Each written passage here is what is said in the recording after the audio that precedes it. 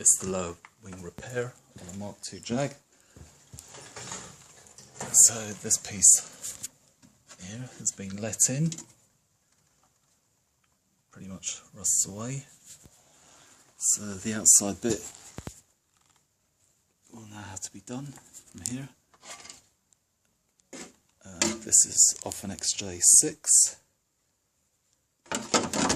and that'll be let in there like so, and the rest will be done in sheet steel to cover up that repair. So this is a part of the car that's not often seen. It's quite convoluted.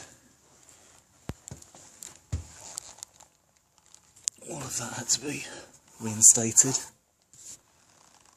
A little bit more to be done here,